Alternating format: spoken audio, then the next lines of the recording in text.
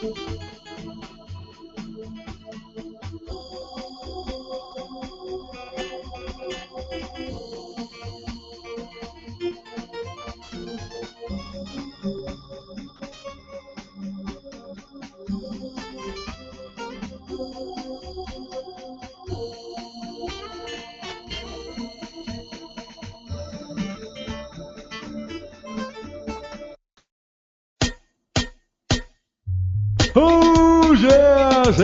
yeah, yo. Macaron.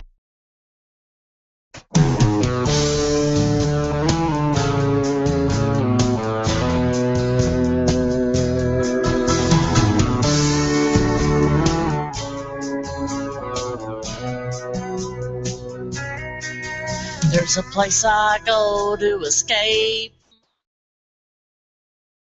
This guy. Pretty bad. Wow. I can almost hear the waves Okay, and well, now feel I'll the flip us over. tropical breeze. I'm ready.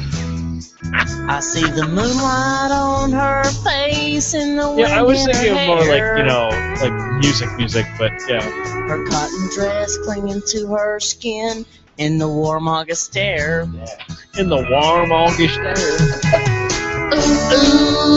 Ooh, hot summer nights. That's bad. I have no idea. One of those things. I got it from my little brother. It's one of those things that like people would leave at recording studios or whatever, saying, you know, here's. Or they'd go in, they'd pay to have their stuff recorded at the recording studio, and they'd just have these like, okay, now what do we do with this thing? It looks like karaoke, though. I mean, it really sounds like karaoke. Yeah, I mean, it doesn't even sound like it was professionally produced. No, it does not. So, ooh, hot summer nights. can you feel it? I can feel it. Hi, viewer. And now are we live? Now we're live, yeah. Oh, okay. Hi, viewer. Hello, viewer. All right, Kevin, you ready to start this biz? I am ready to listen to you start this because you have a talked about line that you want to say. Yes, I do. Two Yes. viewers. Okay, I won't do that every time. You're like, the one a viewer, a two a viewer. Okay.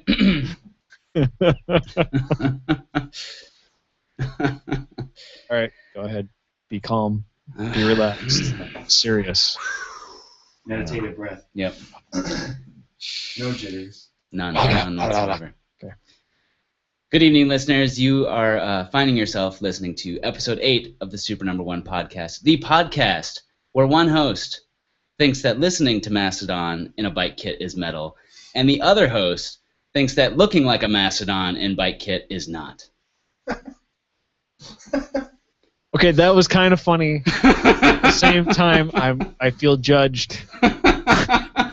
Okay. And also, I just want to say, like, I was like big last week about like Mastodon's album's coming out, like, wah, you know, and found out like no, just the pre-order came out, so now it's like not coming out until like June. Yeah, I'm kind of miffed about that. Well, am I going to pre-order the LPs? Yeah. Yes. But yes. Yeah. Anyway. Well, before we get any further, I think this is a special edition, really, of the Super Number 1 podcast, cycling podcast, because this is our first episode where we have a guest, and in this case, we have a live guest right here with me. Yes, look. Hi. That way. Hey, it's me. High five. Yeah. There we go. So who you are hearing here is Patrick Stephenson, and the reason Patrick Stephenson is here, in addition to just being a great dude and that sort of stuff, but today, or this week, rather, is the last week of 30 Days of Biking. And so what better way to sort of give us a recap of what we've done and what you've done, but than to bring the creator himself into my my very interesting podcast studio. Yeah, your podcast studio is very interesting right now. It's nothing like a kill room at all. Nothing like a kill room at all. It needs more plastic. Yeah, it needs more plastic sheeting, but it's a good thing I got my Method all-purpose cleaner in the corner there. I'm prepared. So that's good. Yes. Method. And an IKEA table. And an IKEA table. Yeah. Glass. Well, they're easily replaceable. That's why you get them. And I live close to the river, so disposal is taken care of. Just toss me down the hill. Mm-hmm. This is good. This is good. So thank you for joining us tonight, Patrick. This is fantastic. We're very honored to have you on the show. I'm happy to be here. Fantastic. So, Andrew, Patrick, let's talk about our week of biking. I mean, It has not been a fantastic week for biking, honestly. It's been tough. We had a good weekend We did. before down here. Anyway, on Saturday I went out with my wife and we rode probably 30-ish, maybe a little more than that miles. Had some hot dogs, great times, wonderful stuff, but nothing of racing or anything. But Andrew, you were in a race, I guess, and maybe did something interesting. I don't know. Yes, I was in a race. It was my first road race, and it was also my first time getting to be lumped together with the Cat 4 people, and so it was a Cat 4-5 race, and the race was the Ken Woods Memorial Race, which is when I started getting this idea that I might start doing racing. The people I ride with sort of keep talking about this one because it's kind of one of their favorites. And one of the guys I ride with, the reason it was his favorite is because the end of the race is on a hill. And he likes hills, and I kind of like hills too. And so I was kind of excited about this one, and I figured if there's a race I should sort of gear myself or get ready for, it's going to be this race. Speaking of which, is that my local bike shop owner actually was watching that race. And so... Really? I went in there the other day, which I picked up some product, which we'll talk about at the end of the show. Okay. I said oh yeah, my friend did pretty well in that. And he's like, oh yeah, what was his name? And he had known you. So. Oh, weird. Well, we'll come back to that because things got interesting. But so the race is a 21-mile loop near Cannon Falls, Minnesota. It's renowned sort of for having absolutely lousy weather, like lousy winds, sleet, that kind of stuff, just because it's, April in Minnesota. And so for Cat 4-5 people, we do 2 laps, and so that means it's about 42 miles. And, up until this point, I'd done 2 crits, which are, short and, fast-paced. Hadn't done a road race. Expected there would be a lot more people to work with. And also it's a different kind of race where you have to actually, have some stamina, which I really, wasn't worried about with all the centuries we've done over the, last 12 months or whatever. Yeah. But different kind of racing altogether, and I just didn't know what to expect. Lots of people, 65 people, which was interesting. That's a lot of people to ride with. The winds were terrible. They were. The east wind was nasty that day. It was probably like 17 miles an hour or something like that. And the course is kind of interesting because it's basically in southern Minnesota, so it's completely flat and windswept. And yep. The first part of the course is kind of boring because you start out by this church that Kevin and I, turns out, had ridden past in our last century together. And then you kind of head south, and so you've got the east wind coming across, this lovely crosswind. And it's just this straight, long, kind of boring road. And then you make a right-hand turn and kind of another straight, long, boring road. But then things get interesting, and you cut back north, and you go on this actually really quite a kind of beautiful windy road through the valley before you get back to your last turn where you hit the hills for the finish line. So it's actually quite a nice course and worth riding, except for that whole straight section with the east wind where it's filled with potholes and all that sort of stuff. So I'll try to keep this brief because the interesting part's actually at the end. Surprising. But what was interesting is just riding with 65 people, and not just riding with 65 people, but riding like the wind, in the wind. Crazy. When we had a tailwind, we were cruising at 34 miles an hour. Yeah. Around there. And working too at the same time because we were, people were going as fast as they could. And I started the race on our neutral rollout, sort of, somewhat towards the back, just where I started. And I quickly said, screw that, and kind of bounced around people and got up pretty close to the front. And whether or not that was the best strategy, I didn't quite know. And I don't know how much I relied on, a little bit of fitness to sort of stay up there. But I didn't really have too much problem staying up front because you just had to position yourself, smartly and stay behind people. And there were times where I found myself on the wrong side of the wind, and I was like, shoot, I should have been on the inside instead of the outside, and blah, blah, blah. Scientist thinking, yeah. Yeah, exactly. But so on the second lap, when things started to get a little more competitive, I was pretty much in the top 10 people up front most of the time. Awesome. And it was kind of fun because Super awesome. there were no super awesome in one way, yes, but also kind of stupid because I got caught out in towards the front in a lot of situations where we had a headwind, and so I was having to do the work. But I just would kind of try to strategize. Andrew is all about passing the buck onto the other person. Yeah, well, you got to be if you want to win a race. But I understand. But I sort of got stuck a couple of times, and what was interesting is that there was no real attacks for people to try to do breakaways, and I think. Well, I saw a couple and they failed miserably when it was just one dude that kind of went off on his own. I was like, well, see ya, buddy. But there were a few times where a group of people would launch off, and being at the front, I was able to, kind of just hop on their wheels and go with them. And either that, I don't think that really shut down any attacks, but it just meant I was always up there and the group always caught us. And so I was always, keeping my position, which was great. But so we get to the very end, and 42 miles isn't that far, but we're going. In the end of the race, I looked at my Strava log, and the whole race we averaged 21.5 miles an hour, which is fast, That's even without fast. wind. And so my legs were kind of feeling pretty tired at the end of it, and which is not surprising. But Not so at all. Yeah. we get to the end, and you can feel the intensity sort of picking up, and we round the bend towards the last hill, and I knew that if I was going to do anything in this race, it had to be on this hill. And I have a little bit of confidence when it comes to hills that I can kind of make people hurt. Sure. So it was me and a couple other people sort of towards the front of the pack, and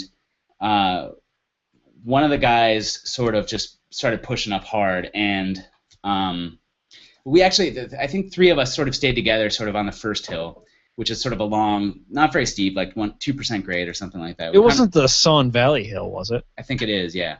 That straight up steep thing? I think so, yeah. Okay, it's not that steep, though.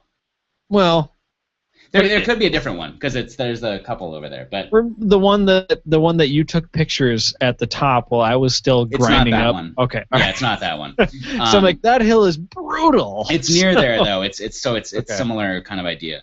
But so me and 2 other guys were sort of kind of at the lead of the pack here, and I had no idea where the rest of the group was, because all I could think about was these 2 guys in front of me, because we were at the lead of the pack at this point. Sure. And at this moment, I was like, if I hang with these guys, I'll be able to at least, podium, and that's all I could think about was I want to win, but my legs are failing, seemingly rapidly, and but as long as I can hang up here, I can maybe actually pull this off. Sure. And at some point, one of the guys pulls away from us. And so the way that the hill works is it's long and gradual, not such a big deal. So I think we stayed together for the most part up this hill. Then it flattens out, and then it goes back down and bottoms out, and then there's another steeper but shorter hill before the finish line. And I think at that point, one of the guys broke away and got into the front of us, maybe, 50 feet or something like that. And I was like, crap. Well, I don't know if I can catch him. And so I just put my head down and pedaled as hard as I could. And I'm pretty sure the other guy had my wheel, and so it was kind of coming up behind me. And I just cranked and cranked and cranked and cranked, and I slowly just bridging the gap for the leader guy.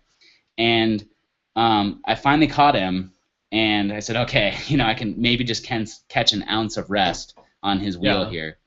And at that point, I realized that, okay, I've rested for 5 seconds, which is nothing, because I'm completely redlined, but I was say you're total legs full of acid. Exactly. So it was looking bad, but I could see that. Well, one, I had caught him, so he was slowing, but I could see too that he was tiring, and I didn't know anything about the guy behind me, but I could only assume that just keeping up to me because I pushed harder, he had to be tiring as well.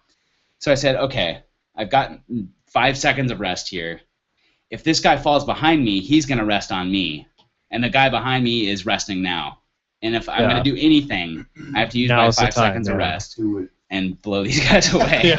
So I just, I tapped unknown reserves and just started spinning and was, just in absolute agony. I've got a picture for you that shows you untold depths. I mean, that is pain face to end all pain faces right there.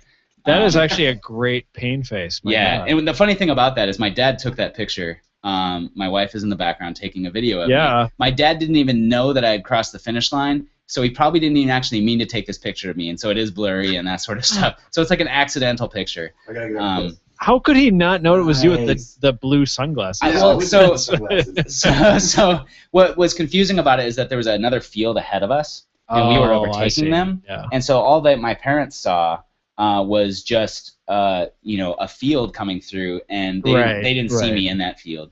But so I make this move, and I just don't even look back behind me, because if I'm gonna win, I can't turn around and look. I can't pause. I can't think. No. can't hesitate, There's I only just have to go. forward. Yeah. And I crossed the finish line, and I won. Oh.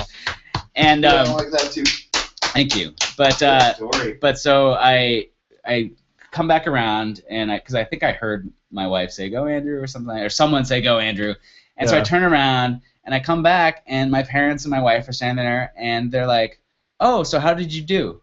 I'm like, I know. won, and so they were confused because of that second field coming through, Oh, right. and they didn't know if those guys were part of our field and those people won, and I came in, Yeah. 20th or something like that, and so it was kind of funny about that. But You're like, oh no, I'm the best. Okay. represent. Your son is the best. Yeah, exactly. But so that was pretty cool, and that really hurt. And so, fun fact about the whole that thing at the end that I did was the maximum heart rate that I've ever recorded on my bike through all of the hard efforts I've ever tried putting out, like sprints and stuff, was 192. My heart rate at the end of that sprint that it's hard to call it a sprint. I mean, I probably was going like 20 miles an hour, but just burying myself, my heart Wow. rate hit 198. I've never Nice. done that before, so it's So like you're near cardiac arrest. That's great. pretty much, yeah. Pretty much, yeah. So it's like untold depths of the pain cave is where I was at. That's really good. You're Um, spelunking deep. That's Yeah. awesome. Yeah, but Like so you mentioned your boss thing, but the funniest thing happened afterwards is like all of a sudden, and even during the race this happened, because when I'm so far in the racing experience, I'm just this guy that is out there racing. I recognize Yeah. some names from things like Strava segments, Sure. but by and large, I don't know anyone, and I wouldn't expect anyone to know me. Mhm. And so then now after the race, people coming up to me are like, "Are you Andrew?" I'm like, "How would you know who I am?" And I mean, well, one, I'm wearing a Birchwood jersey, and two, it says Andrew Thompson Birchwood on the top of the. That is probably why. So that's why, but it's a weird thing. So like I met a lot of people, which was pretty cool, and That's probably the best thing about bike racing, though. Is that you get to meet all these people who they automatically have an in with you, where you're like, hey, I know your name.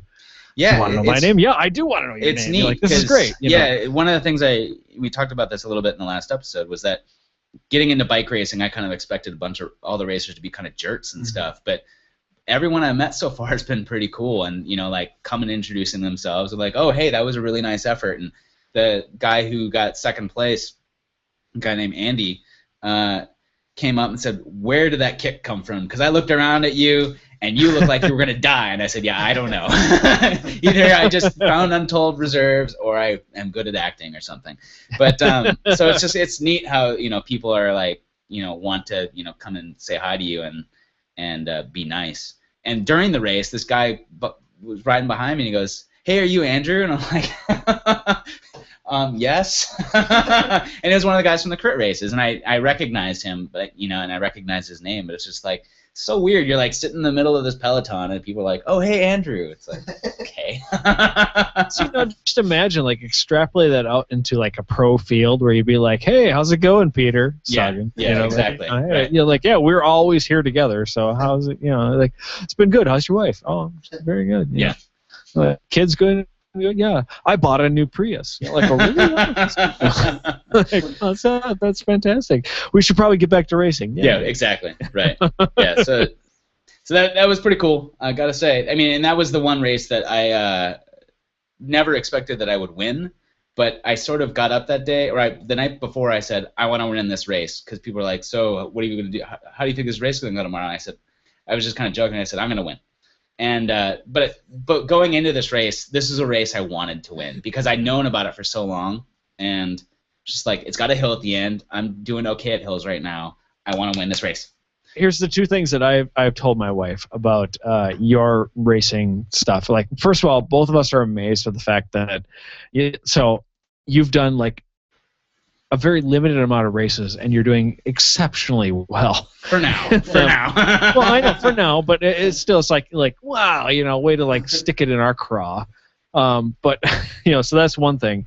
But the second thing that we've kind of been looking at your whole race thing going is like, wow, the benefit of the winter training. Yeah. Like, yeah, absolutely. Wow. Like that. So I've convinced my wife that I get a trainer this fall. So that's great. Nice. That's it's like fantastic. that's what, a lot of people were asking me like, so did you like ride a lot during the winter? And I was like, yeah, I did what I could at least. So I think it did make a difference. It really did. Although I will say, Andrew, if you want like the true training in the winter, get a fat bike. But that's somehow I knew you were going to say that. How did you know? I mean, it's. I mean, here I will say just before we move on to the next part here, but that fat biking has increased my leg strength by at least 20%, just from pushing a large wheel. That's honestly, because when I sprint now, like I can get up to 22, 25 miles an hour, like no problem. Mm-hmm. I can't hold it for as long as I'd like, but I can get up there, and so that's like the power is there. It's just the endurance that needs to happen. But anyway, moving along, Patrick, what did you do this week? You're riding your bike. You have an awesome bike. You have many awesome I bikes. have many awesome bikes, yeah. Yeah. I'm trying to think back on my week this past week. I can remember the past 2 days. I have a really Honestly, short that's all that's memory. really important. So yeah. Yeah, I mean, like, I've been going on a lot of group rides this past month and doing a lot. Like, I'm kind of an introvert, honestly. Like, despite this big social thing that I have going on, it's like the fact that I go on all these big rides is kind of like taxing to me. Like, and at a certain point, I hit a wall where I'm like, I can't do this anymore. And I hit that point on my last Thursday's ride where I was like, oh my god, I'm so tired. Like, I can't talk to anybody.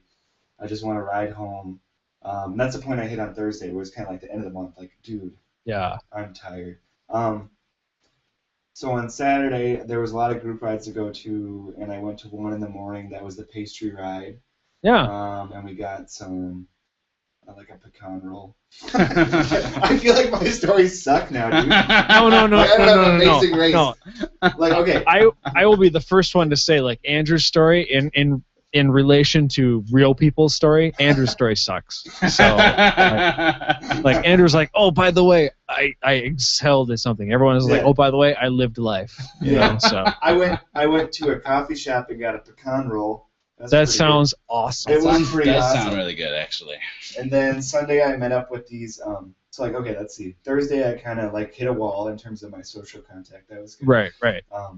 That was like an extreme that I pushed myself this month. Not so much with the biking, but just like talking to people. Saturday, pastry ride, got a pecan roll. Sunday, I met up with some people from bike school. I don't know if you guys do bike school. I've heard you talk about it, but I have no idea what it is. Yeah, it's just like this thing that happens on Twitter every Thursday night. We gather at 8 p.m.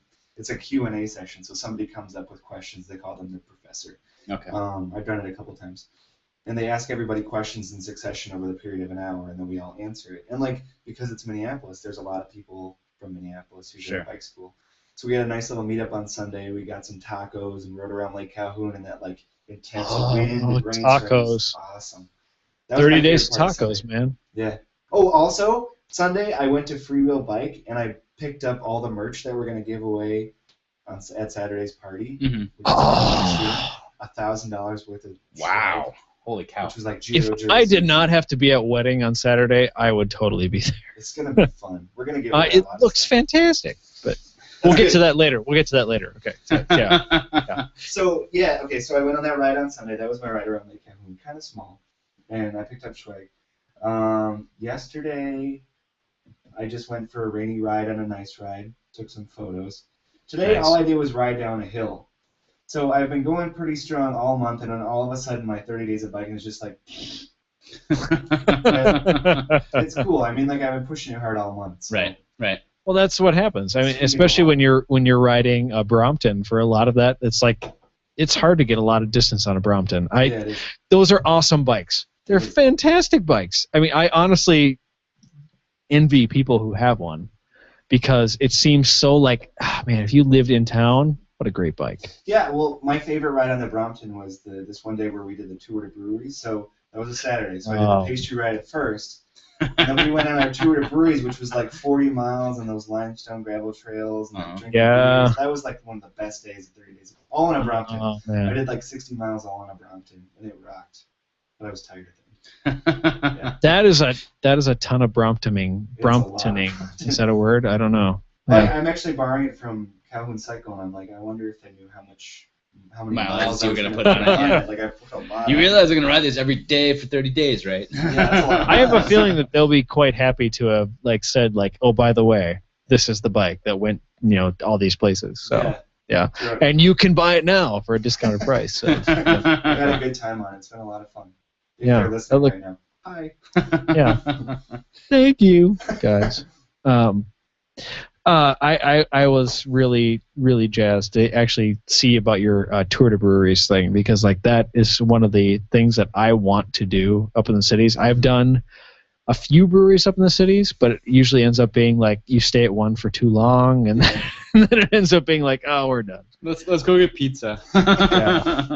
Well, Yeah. Ginny Marie Herman designed the route, and she had a really good plan where we go to the one that's farthest away, the very first one. Now you We have to. spent like an hour there. We went on a brewery tour, and then we biked. There's ones you can go to back along the way. So there was like 2 more that we had. It was such a good plan. She did such a good job. It was Nice. a blast. Nice. Because I've done go over to Steel Toe, Yeah, which is fantastic. it is fantastic. And we spent too long there. That was the problem. Like it was really good, and then we spent too long there. So we went from Steel Toe to Fulton, and then we were going to go to Dangerous Man, and ended up being like, let's just go home. Let's go drink beer at home. Yeah. Where it's warm and dry. And it was a very rainy day. Yeah. It was that day. Anyway. So Andrew, I've kind of stolen the reins of this show here That's at this fine. moment, but we have Patrick here Yeah. from 30 Days of Biking, and we need to talk about 30 Days of Biking, the origins. Like, what was this all about? I mean, because there was hundreds, thousands of people doing 30 Days of Biking, Almost 7,000, cross countries, cross language barriers, like all sorts of things. I mean, this is a phenomenon. Yeah, it's pretty cool. I can't even conceive really of how cool. cool it is. Like I just tweet about it, and it's like all these people are doing it. It's an amazing thing. Yeah. Absolutely. So, Patrick, I would like to start with this. Sure. I did 30 Days of Biking last year. I made all 30 days. I biked every day. Absolutely loved it. It was a really great thing for me to do to get ready for the Almanzo, if nothing else. I mean, it was a fantastic thing I did. How did you come up with this idea for 30 Days of Biking? I mean, what is this all about? I mean, why would anybody want to ride their bike for 30 days straight? Right. I would say so. It started in like 2009. Not the actual concept of 30 Days of Biking, but like the origins of it. Sure. I was riding into work inspired by my friend Zach, and like I did it up all through the summer and the fall, and that was great. Like it didn't inspire much passion in me, but like I started riding in the winter when I had to like layer up and wear tons of wool and get like a special helmet and like awesome Right. gear, and I was like, this is. Can I swear? It's fucking Yeah, awesome. go ahead. It's awesome. I love biking in the winter. So we came up with this hashtag about it, which was winter biking. That was kind of like our play on words. Minnesota biking, whatever. So that was our hashtag to talk about our bike adventures on Twitter. And then the winter it passed. That was like a winter where winter was over in March. I don't know how the fuck that happened. Yeah. So in March we were like, what should be our hashtag for the spring? Like we need to keep this going and talk about our biking, because obviously like you guys know we're awesome to talk about biking. Right. Once you start, you can't stop. Yeah. Yeah, I know, it's obsessive. So I wanted a hashtag to talk about biking, and then coincidentally a friend of mine whose name was Liz Bastion started this thing called 30 Days of Yoga, and I was like, I don't want to do yoga, but I will do biking instead. So I put that out on Twitter with one tweet. I was like, I want to do 30 Days of Biking. Who wants to do it with me? Just like, whatever. Like 5 friends will do it with me. Right. I signed up 300 people that first year. Wow. That's And crazy. It was all through a Google Doc. I don't even know if I had Google Drive then, but it was a document I kept online. And then my friend started a website. He got the domain 30 Days of Biking. All of a sudden we had a website. We started listing people up there. 300 people did it. We had a couple group rides. It was awesome. Yeah. That was That's the a origins huge of it. ride for an initial ride. That's huge. Yeah, 300 people. That's and there are massive. people who are like, I was among the first 300. But, yeah. Whoa, like a total hipster stuff. I was Oh, by riding the for 30 way, days. by the before it was way, cool. you can actually say that, like, 300. That was me, like the movie. No, I was actually. Yep. Yeah. I'm totally, Like, I'm that I guy look with like the that beard with too. the apple, yep. Yeah, like Yeah. Everybody wants to be that guy. fighting. Yeah. I have abs like that too. Yeah, so do I. And I eat whatever I want. So. And beers. Yeah. So that's kind of where it started. Like, it's all about 30 Days of Biking is all about the magic of social media to connect people. Like, it's very simple. Like, we don't have this massive plan. It's not like a massive undertaking. We're not throwing dollars everywhere. We just tweet a shitload about it. Right. And people are drawn to it just because of that positive energy. Like, they want a bike. And then they tweet about it, and then other people are drawn to it, and it's just like a snowball effect. It's pretty cool. Absolutely. Well, that is. Go ahead, Andrew. It's not too surprising, I guess, that in some ways it's self-propagating because it's sort of a challenge. Mm-hmm. You know, it's a simple challenge, really. I mean, it's simple, but it's not like, there's no money involved. It's not a walkathon where you like have to get your parents to send you a check or anything like that. You just sign up, and it's easy to see how that sort of self-propagates because A, it's biking and biking's fun, but it's also like 30 days in a row, that sounds hard, but I think I could maybe do that, even if it's just like going out and riding your bike around the block, you know? Because, I've definitely had to do that. So. Yeah, I've had, after that day after I did the Brompton ride, I think we did like a 20-mile ride the next day just over to my grandma's for brunch for Easter, and I was like, oh, God, I don't want to get on my bike. Mm-hmm. But I did, and I felt great ultimately, so it's like, that's the kind of thing that makes you do. Yeah. Yeah, and I totally agree with that. It's that the thing that got me into 30 Days of Biking, initially anyway, was seeing tweets about it and going, 30 Days of Biking, and that's just when I was starting to get into cycling as like a more than a hobby. Yeah. As a recreation, I guess, is what I would say at that point. And so I would see the tweets about it, and I'd be like, okay, 30 Days of Biking. Can I actually ride my bike for 30 days in a row? And then the first thought goes in my head, like, of course you can. Like, that's no problem at all. Especially if, like, it doesn't matter how far you ride. Absolutely. So then you get about, I don't know, a third or a half of the way in there, and you get weather that's bad. You get, like, the day that you wake up and you're like, I don't feel good. Or I just, like, like, I worked all day today, and I'm so tired. Yeah. I don't want to do that. And that's where 30 Days of Biking, for me anyway, the beauty comes in, is where you go like, oh, by the way, yes, you can. Even though you don't want to, or even though like your initial thought is like, oh man, this sucks. Like, you can totally go, hang on, let's just give myself 5 minutes, put on my bike shoes, put on a coat, go ride around the block. Mm-hmm. How will you feel after that? Mm-hmm. Guarantee it'll be a 180. Even just 1 mile. Yeah. Like, you'll be like, you know what? This wasn't so bad. I'm glad I did this. And for me, that was the beauty of 30 Days of Biking. The first time I did it is because I was like, you know what? I got on my bike every day, and every day I actually recognized that there was a huge difference between what I thought was real and what was real. Because when I was thinking, okay, this is not going to be fun, but I have to do it. It's 30 days, got to do it. Then I get out there, and I'd be like, this is actually really fun. Once I get over that first initial turn the pedals. You feel like shit until you actually get on your bike, and then you're like, oh, this feels yeah, good. like, oh, yeah, I love moving this way. This is absolutely, this is beauty. That's one of the things that I really enjoyed about 30 Days of Biking the first year that I did it. And I can't thank you enough for kind of creating this community where that everyone supports each other in doing this. I mean, just seeing tweets of other people that are saying like, guess what? I went out today and I rode this fantastic ride and it was great.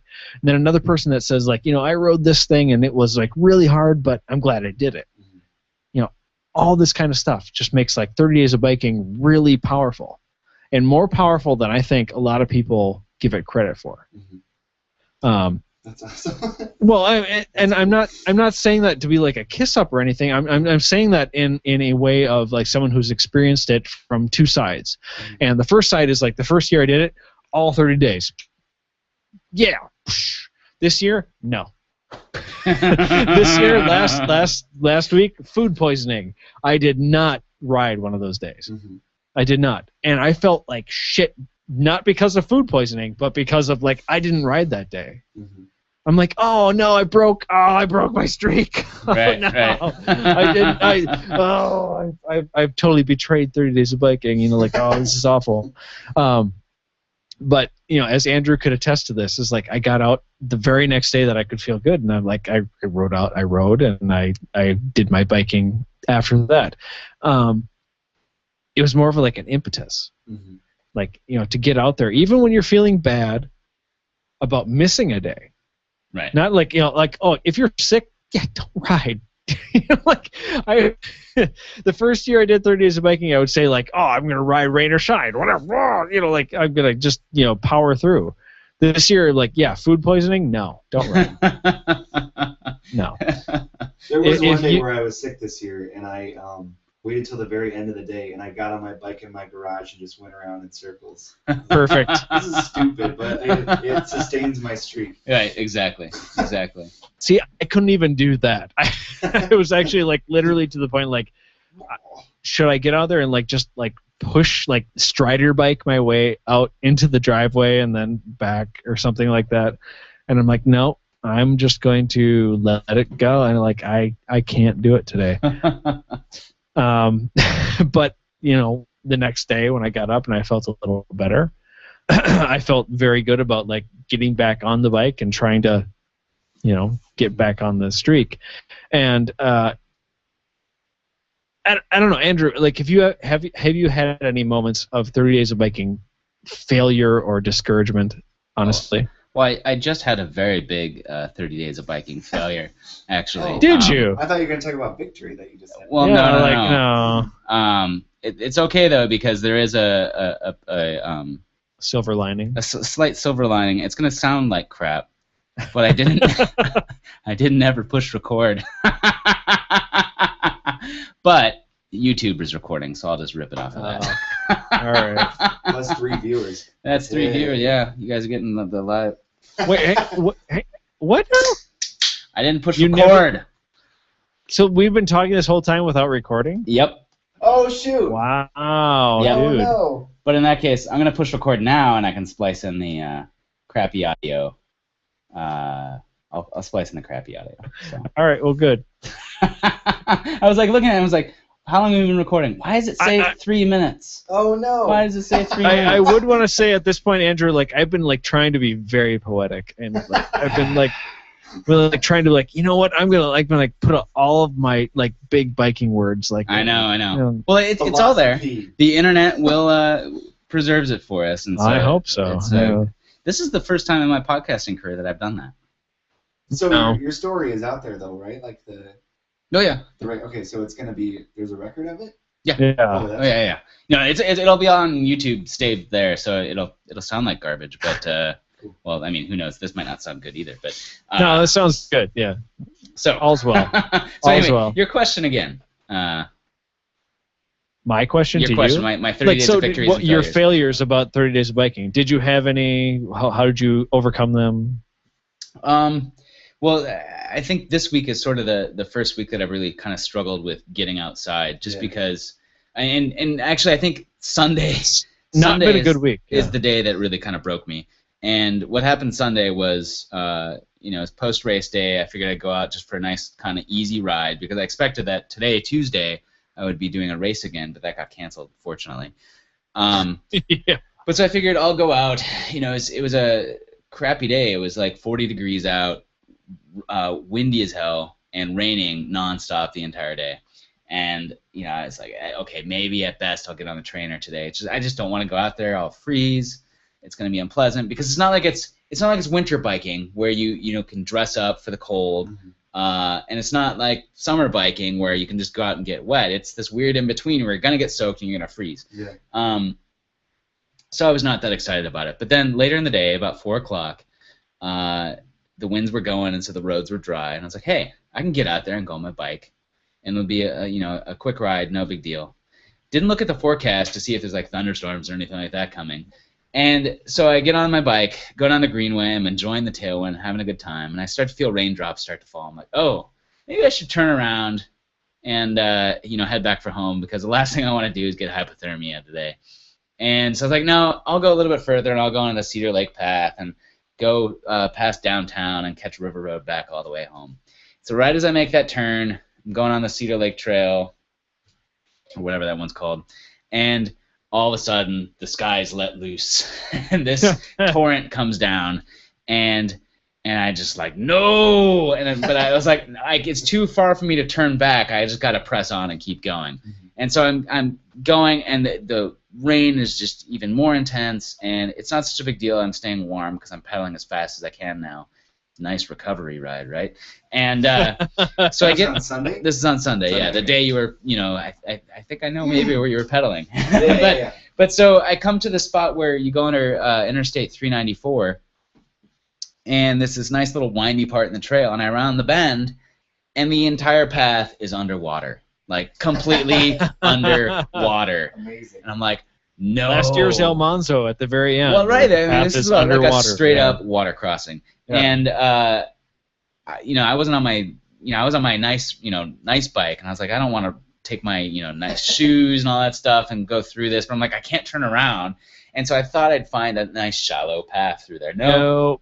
I was up to my almost shins pedaling through this, and just yelling "fuck" as I'm pedaling through it. And I got through it, and it was fine. But the rain just kept getting worse. The thunder started, and the lightning started, and I was like, man, this is getting bad and getting worse as I'm going. And then I get a flat tire. And so then I have to stop underneath a bridge. And now I'm worried, because now this is where I'm going to get cold, and this is where things are going to get really unpleasant fast. Right. And so I was like, and I've never changed these tires before on my new bike, and so I knew that they were going to be unpleasant to, get off and back on. They're going to be tight, yeah. Yeah, so I'm out there, the skies are just like, hellish, and I did a quick look on my phone to see where my wife is, just to see if she's in, because she was supposed to be out of town that day, and she still was. I was like, damn it. And I was like, I knew I could really, if I needed to, call it, someone else to pick me up if I really needed. But I'm like, no, I can do this. I'm going to see how fast I can change this tire. I've got my CO2 with me. And so I, eventually get the tire off. I get the new one back on. There's a rock puncturing my tubes. And get the tube back in there, and my hands are starting to get a little, not working. I'm starting to get a little cold. And now I can't get the damn bead back over the rim. And I'm just like, it's like Hercules just trying to get that thing on there. And I eventually do, after lots of swearing and screaming, and some people pass me, and they're just went past me, and I'm just like, thanks. And so you have a tire lever. I finally get it on there, and so I'm on somewhere on the bike path, and it's sort of underneath this bridge near the Mississippi part of Minneapolis. And there's apartment buildings there. Finally get it on there, and finally get my CO2 out, and inflate the tire, which happens in seconds. Sweet, start packing up, and I'm just now I'm miserable. And I turn around and look, and there's this coffee shop up behind me, and this old dude's just sitting there drinking his coffee, watching me suffer. I'm like, oh, I hate you. I hate you right now. What coffee shop was that? I'm not sure, actually, but it's right near where that path starts off the river, under one of those first bridges. And I think it's a coffee shop, but there's a big window there. Because Dunn Brothers is not on that path, is it? No, it's not. Yeah, so I don't know what it was, but it looked like a cafe of some sort, and this bastard's watching me. And it's just they're this is how the lower class suffer. Yeah, exactly.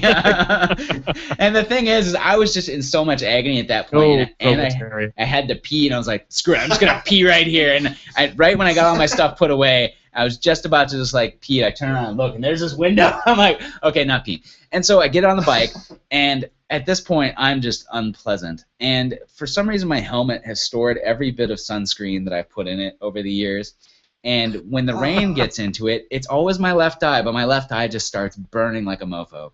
And so I'm riding down the path. It's torrential downpour, and now my left eye is getting red and angry and stingy. And so I'm like riding like a pirate, and through the rain and through the puddles, and I'm just cold. And every time something gets a little worse, I just start going "Ah!" when I'm riding, and I'm riding down the path, and there's like a runner, so I stopped screaming for a little bit. Wait, you were literally screaming? Oh yeah, I was literally just riding down the path, hitting a puddle, going "Ah!" because I can't see, and now my glasses are fogging too, so I've got one eye shut, glasses are fogged up, so I peel them down a little bit, so I've got this tiny little slit between my helmet and my glasses that I'm looking through.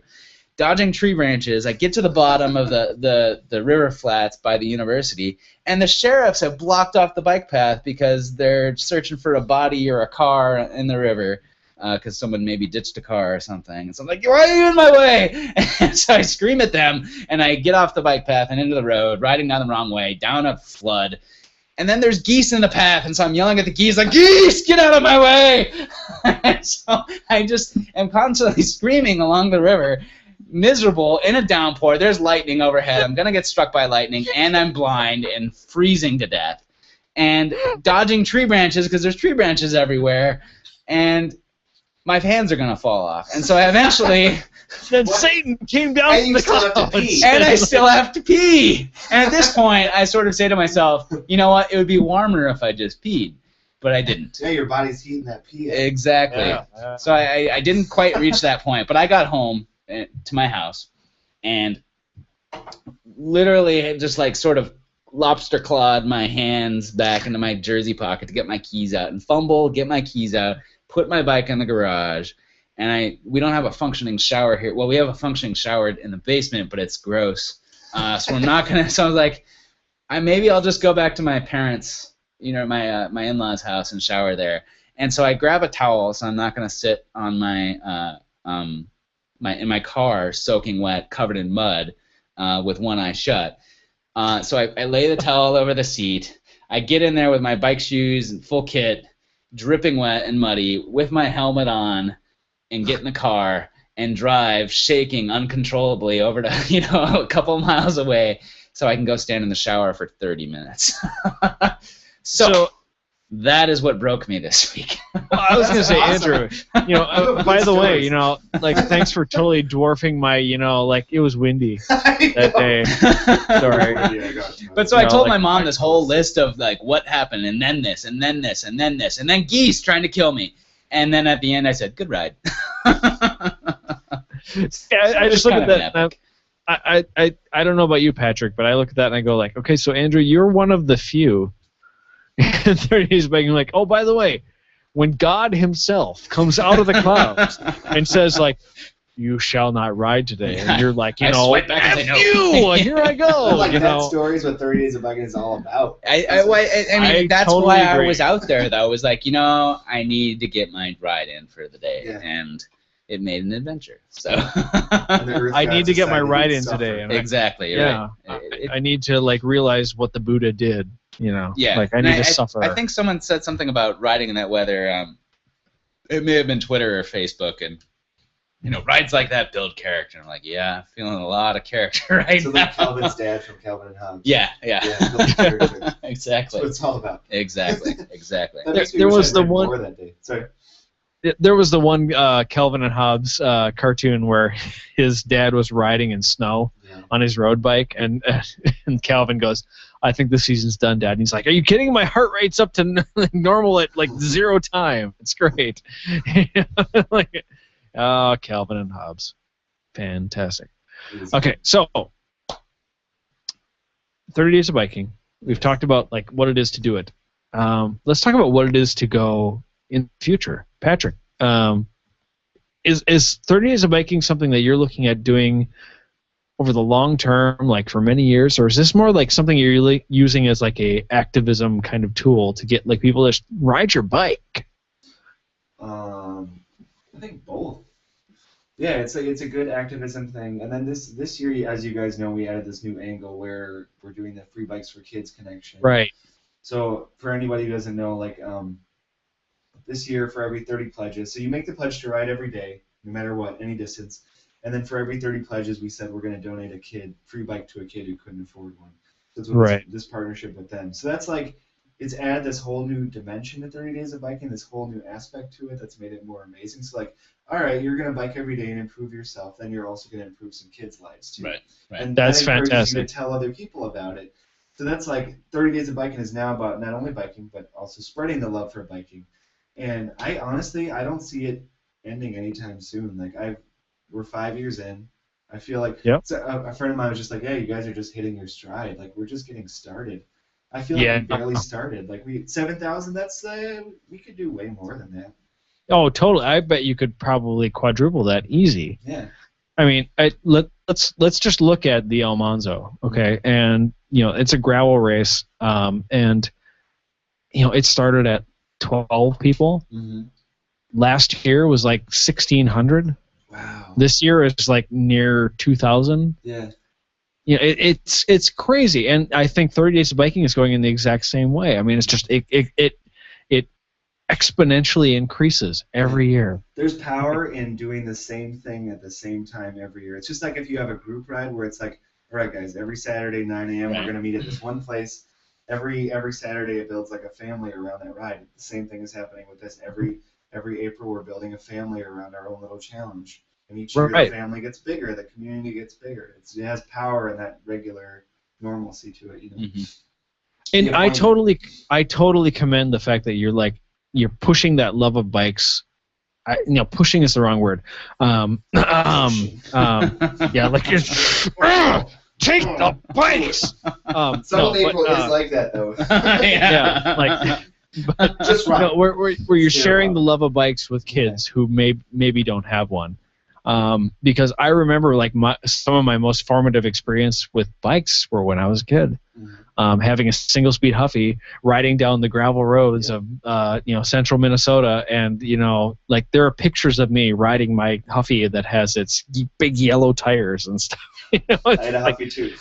Yeah, and I loved that bike. I mean, skids on a Huffy were the best thing in the world, and to give that experience to some kid who may not have the financial ability to have their parents get them a Huffy, like that is so beautiful. Kind of where that comes from is like, so we had that new dimension this year, but there was always the element or the seeds of that in previous years. Sure. One story that we had is that my girlfriend Nola, her family was really poor when she was growing up. They were on welfare. It was just her and her mom. Yeah. And her mom was going to get her a bike, and she put it on layaway at Target. And there came to a point where it was like, we need that money back from Target. We need to go to Target and get that money back, so you're not going to get a bike. And Nola, just like little Nola, my girlfriend, was freaking out in the middle of Target. She started crying and sobbing. And all these Kmart employees gathered around. They're like, we got to get a bike for this girl. So they all pitched in together over a period of like, she doesn't actually know how much time it was, but like maybe like a month. Wow. And just put their money together, pooled their money together to get her a bike.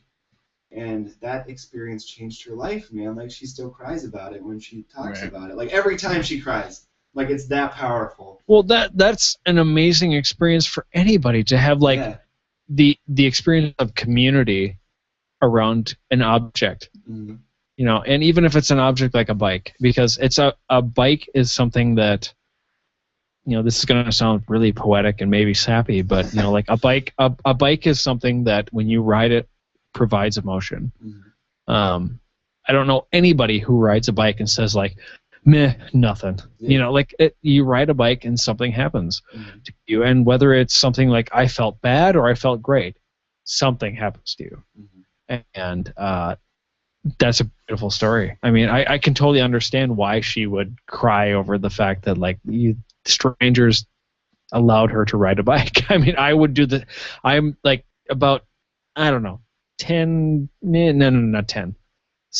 steps away from maybe crying just hearing it. So I almost cried myself telling it. I mean, it's a really beautiful thing, and I think a lot of people don't understand how a physical action such as pedaling a bike or running or skiing or like any of those things, like there's so much joy that happens in your spirit from doing those things. Yeah, because you're getting around hard by your body. That's a profound thing. Yeah, it's absolutely. And I think a lot of people don't give that enough credit.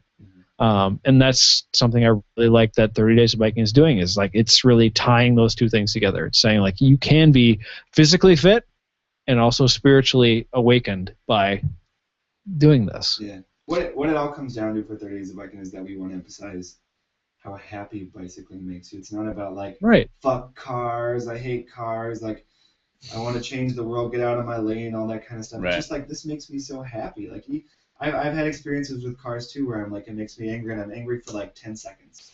And then it's gone and I'm back to bicycling. I'm like, I'm happy again. Yeah. Versus when you're in a car, not to be down on cars, but I'm just like pissed off all the time. Bikes, you don't have that. Like it's it's enriching you. That's absolutely very wise, because I've had the same thing. Like when I ride or drive in the cities, which is relatively infrequently, like maybe once or twice a month. When I drive in the cities, I'm like have a thing of like just let other people do what they're gonna do. Mm-hmm. You know, like whatever. Because they're all like. Well, they know what they're doing. I'm the outsider, like so. I'm just kind of like yeah, whatever. Okay, when my wife drives in the city, come on, like it's just like rage fest. Like you know, like she's a very angry driver. But when she rides her bike, she's much more relaxed. It's a wonderful thing, but at the same time, biking does nothing for her hair, and so she's never going to do it as a comedian. So let's just say that what it is. Because I actually asked her, I'm like, so if we move within 2 miles of your work, would you bike to work? And she's like, no, because I have to put on a helmet, and that ruins my hair. Tell her to so bike real slow and just bike without a helmet, and then just let it. she could do that, but I don't think she would. She'd be more like, you know what? I'm just going to drive the car 2 miles. You know? I'd be like, that's awful. Because I have also said, like, if we lived within, I live about 14, 15 miles away from my work right now, and I commute on bike maybe once a week right now. As soon as the weather turns around, it'll probably be closer to 3 or 4. But other than that, I use motorcycle, so I'm like, I don't ever drive a car. Except for this week, we've been carpooling because this week is awful. So, I mean, oh, by the way, it's like 38 degrees this morning, and Also, it's raining. only Tuesday. Yeah. What? Get on your motorcycle. Go, come on. Yeah, and keep up with traffic. You know, people are going to respect you. No, they won't. Anyway, I got off on motorcycles now, and I've lost my point. Sorry. They were talking about bikes, I think. Bikes Yeah, well, it's like if I lived in town and had, you know, like let's say 5 to 8 miles to commute all the time, I would probably never use gasoline. Yeah, that's like the prime length for a commute, actually. Like Yeah, 8 like, miles you is know, perfect. Like 3 to 8 is like about my limit for a commute, where I would say like that is totally comfortable. Like that's not even anything to think about. Yeah.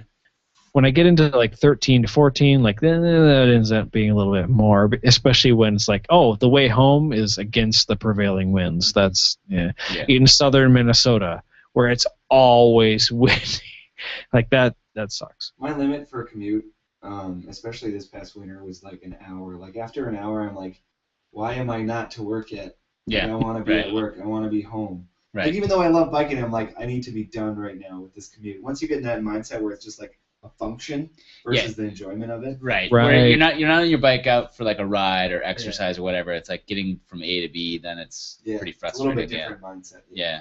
And especially if you have to be like lugging a computer or something like that with you, it's even worse. So. See, I really like that you brought up the matter of time, because I think a lot of people get hung up on time, and not necessarily. Some people get hung up on mileage, and then some people get hung up on time. I know, like some people, when I say like, oh yeah, I'll ride bike to work, and it's like 13 miles, they're like, that's crazy. Why would you ever do that? Like I ride 100 miles for fun. Like that's not so much, you know. It's not that, but for them, 13 miles is a long way. Like that's a trek.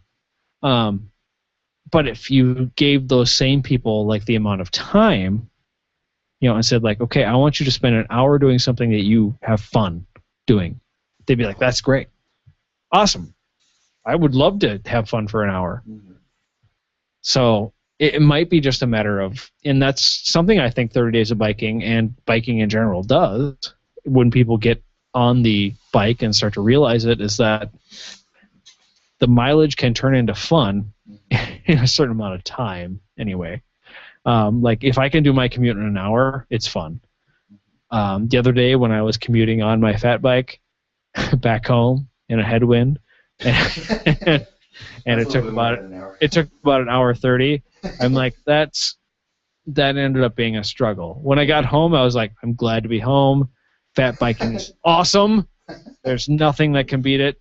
Like all your skinny tires can just go and, but yeah, like super awesome. But yeah, I was very tired. Andrew and I will forever have the butting heads about fat and skinny, I guess. But I don't know. Really? Oh, they're both good.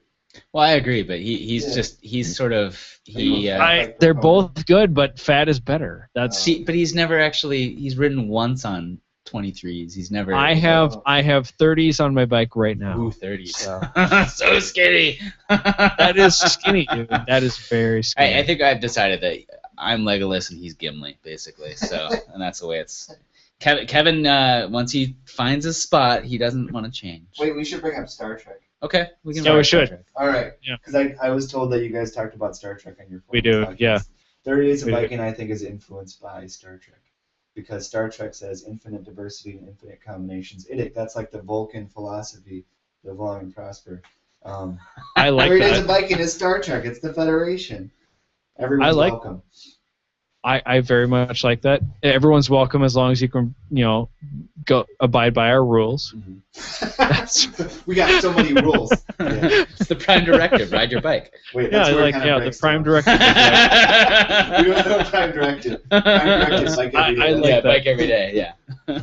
I actually really the prime directive. Ride your bike. If not, you're out of the Federation. Yeah. If you're going to be like Klingons, you're just going to be like all militant about it. Yeah. Wait, are they technically a part of the Federation? Are they? Well, I don't know. It depends on where you. They're just an ally. I think they're just an ally too, even now. Yeah. And they all ride Sturley bikes. As they See, this is why I'm like totally like Klingons. Yeah, come on. I want a drawing of a Klingon on a Surly bike now. In particular, Warbird. That would be awesome. Okay. Attention, Adam Turman. You need to get on Klingon on Surly bike. Preferably a Moonlander, because that just makes sense. It's got to be a Warbird, though. No. Warbird's Romulan. Oh, is that Romulan? Yeah. Damn it. Yeah. Right. What is? That's not stupid. Yeah. Wait. What's the Klingon one then? Bird of Prey. Bird of Prey. Bird of That's Prey. it. Romulan Warbird, yeah. Klingon Bird of Prey. Right. Yeah. That is very nice. It's all good. They both like their birds. Yeah. And Everyone Cloaky. likes birds. Yes. Except for the Federation, no birds. Yeah. No birds. There should be like a seagull or something. Or the Or bald snake. eagle. Yeah, Yeah. the bald eagle. Captain Yeah. Picard, bald eagle. Literally.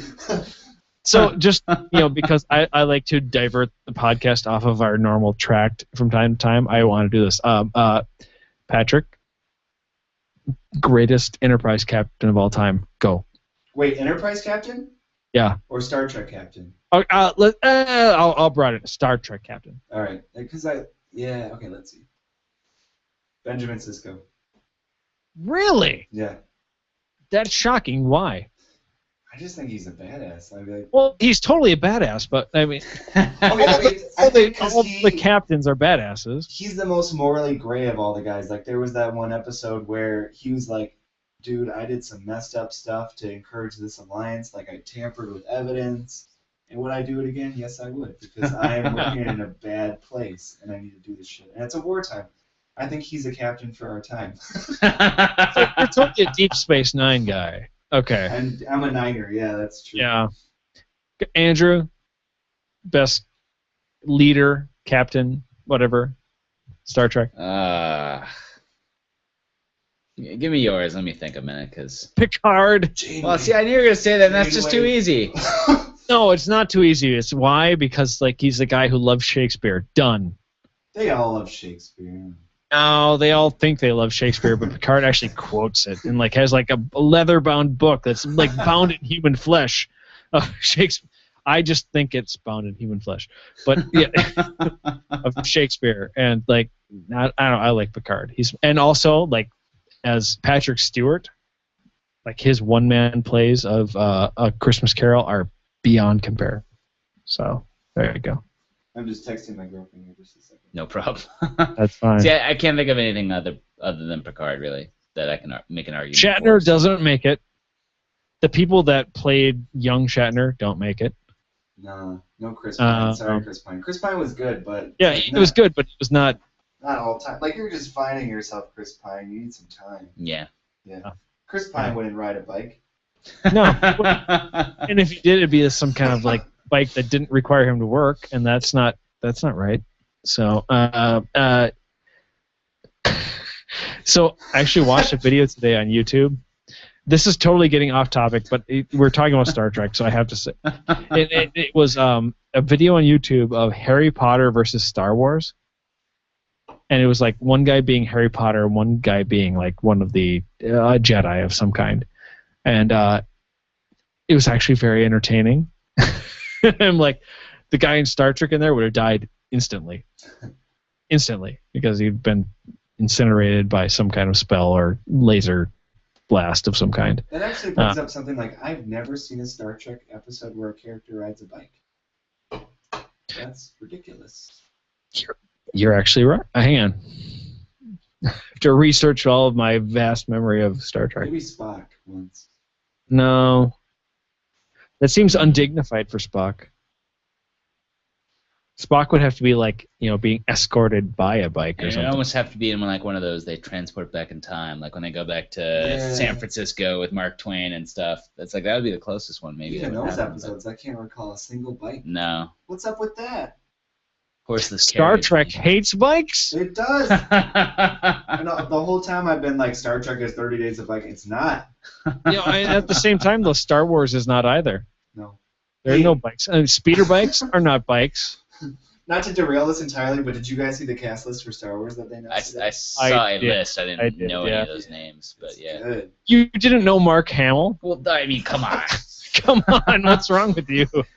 And also, what's her face? What's her face? Princess Leia. She's in it too. So. And Han Solo guy. Yeah. He's not a main character. Is he? Yeah. Like big role, I guess. Is he actually going to be Han Solo though? Yeah. Well, they could be like, dude, how did you get so boring? What happened to you?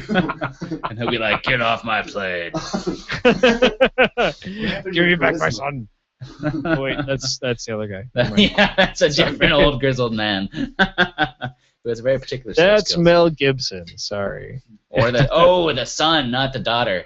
I was thinking of Liam Neeson, who is also in. Yeah. This is why it all kind of comes together. Yeah. Okay. Actually, that's what the new Star Trek or Star Wars movies are all going to be about. Kidnappings. Give me back my daughter. Give me back my son. Give me back my transgender child. That's what it's going to be. Give me back something. Yeah. Give me back my X. Give me back my PlayStation controller. Whatever. Well, I just want to say your story about doing a race. This is again, storytelling about bikes empowers you to bike more. Sure. And doing that story makes me want to do a race. I really want to do a race just because even if I wouldn't do well, well, it would be fun. It is fun. And I mean, my first races, I found them terrifying just because of the videos that I watched, and also just a desire to not die. Yeah. But also made you do it. A desire to do well, and wait, what, Kevin? That and I made you do it. Oh, and he made me do it. No, well, I mean, I guess I'm not talking about those races because those. Oh, you're talking about your real races. Yeah, no, my real races. Well, the gravel races I wasn't that afraid of because the distance wasn't that intimidating, and it was just more of a ride, And Andrew was very kind and actually stayed with me on my single speed for the first 60 miles, and then said, "So, do you mind if I just like take off and like try and like?" I'm like, "Dude, just go." And like he was gone. You shot off. Yeah. But the what Kevin says, the real races, like the crit races were just I both didn't want to crash and kill myself, but also wanted to do well at the same time, and so that was scary for me. But just as soon as you line up on the finish line, you clip into your pedals and you're going. All of a sudden, that all goes away, and it's fun, you know. And it's a different experience it was a different experience for riding for me, because even though, you know, in a group ride you ride with other people, that's its own thing. It's a whole different experience, and I don't know. It's every single day that I've gone for a race, I'm still like terrified and anxious, but when I'm out there, it just goes away, and I'm just focused in the moment, you know. One of the amazing things about the 30 days of biking. 30 days of biking, the starting ride, the inaugural ride or whatever it was, where there was like 260 people, is that you have that exact same experience of riding like something like the Almanzo or something where there's thousands of people in front of you. Is you get that experience of like, okay, everybody ready? Here we go. And you get the sound of everybody clipping in, or everybody like turning the pedal at the same time, and it's like, it's a sound and experience that you don't have unless you're with an entire community of people that are all doing the same thing at the same time. And it is very powerful. Had the same experience at the Almanzo, at the Inspiration, at, you know, all the races that I've done on a bike ride where you get a bunch of people clipping into their pedals, which to me is just like the sound of like, you know, everyone's here we go. Yeah. And then you get, you know, at 30 Days of Biking ride, is more of the sound of like, or seeing the line of people. We'd come around a corner, like I was near the front at the beginning on my fat bike, and we'd come around the corner and I'd look back and I'd see like the line of people like back so far. Yeah. And I'd be like, there are still people coming. That is crazy. Like, there has to be so many people pissed off at us right now. We passed somebody twice where you're like, hey, there's a lot more people coming, and they were like, yeah, we know, you passed us once already.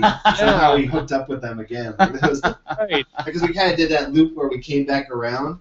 Right. And we pissed them off twice. Like, all you can do is wave and smile. Well, and that's the thing, is that was the other thing that I really enjoyed about that ride, especially, is that, so we were on the ride, riding around, and there was so much just feeling of happiness, and like people just waving at people. So many people like coming out of their houses or their apartments and like going like, "What are you guys doing?" And people would just yell out like, you know, 30 days of biking, you know, like this is what it is, you know. Yeah. And people be like, "All right, great," you know, and there was never any negativity except for that one guy in that one car, and like you can just, you know, whatever. I didn't even know about that incident. Well, no, there's just one guy, you know, nothing. But I mean, there was just so much positivity about the entire thing, and people just seeing it were inspired by it. That made me very impressed, because I understand, like, if you ride a bike often, you see people who ride bikes, and you're like, oh, yeah, I want to do that too. But if you're just walking out of your house and you see, like, this line of people, like hundreds of people coming by on bikes that have all different shapes and sizes and, you know, varieties, and, like, people with kids, people without, people who are, like, 60, people who are 10, like, whatever it is. And you see them, like, what are they doing? Like, what are they doing? They're just riding their bikes because it's fun. Yeah.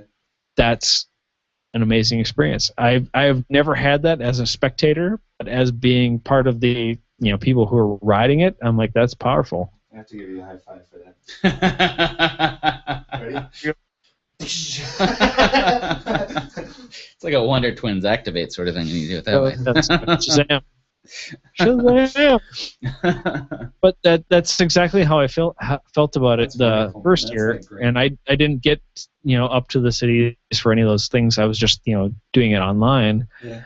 But I mean, there's so many people who are doing this same activity worldwide, and they're putting the same effort into it. Now it seems like there's a Rochester contingent forming too. Like there's some people. There is, yeah. Yeah. I didn't get to see them this year because I was up there, but yeah, they were actually down at our co-op down here, which just opened, which is People's Food Co-op. Yeah. Yeah, which is really good. Like their coffee and food is very good. So get down there, all of you Rochester people. I'm gonna visit pretty soon. I gotta go there and get to that. I haven't been to Rochester in months. I miss Rochester. That's my. Well, when you're down there, yeah, let's let go me for a ride. Yeah, let's go for a ride. Absolutely. We'll go and ride the gravel. Cool. Go on 65th. All right. So, which is a ride that you'll be like, why'd you take me here? But yeah. I'm down for it. Right I stopped riding my bike after April. I'm done. Well, I was gonna say, here's my one thing. I would say, like, the Brompton is a wonderful bike. It's so good. Don't bring the Brompton on that road. Yeah. You will hurt. It's a good downtown bike, but it kind of suffered in the gravel. It would not be a good gravel bike. Yeah.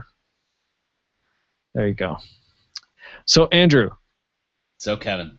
I think it is time for me to talk about tires that I have just gotten. Okay. Okay, because I want to talk about them because tires and tires are super fun. Things to remove them too, or no? Well, yeah, both. Oh, yeah. Okay. Actually, let's talk about the removers first because those are more recent. Yes. Andrew, we had a problem with tire levers before, or levers, depending on if you're from which side of the pond, I guess. Mm-hmm.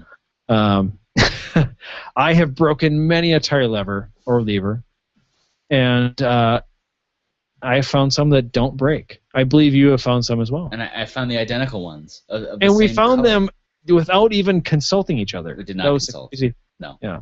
And these levers are the Pedros. And do you even have yours next to you? Yeah, I got Pedros. Aren't they amazing? Yeah, and they're colorful too. And what color are yours? Green and yellow. Oh, damn it. I hope you were just going to say pink, because Kevin's are pink, mine are pink.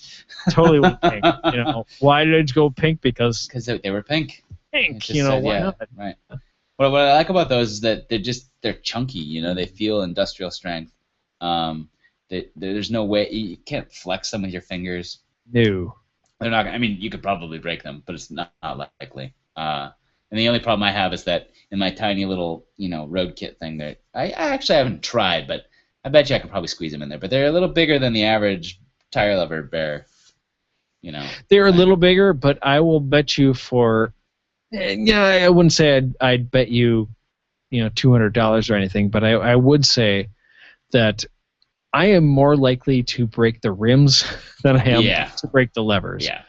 I mean, they are chunky, they are very strong, and also they're slippery. I don't know if you've noticed this, but like when you're like actually removing the bead from the tire, like they don't get stuck on the tire. Yeah. They actually slide very well.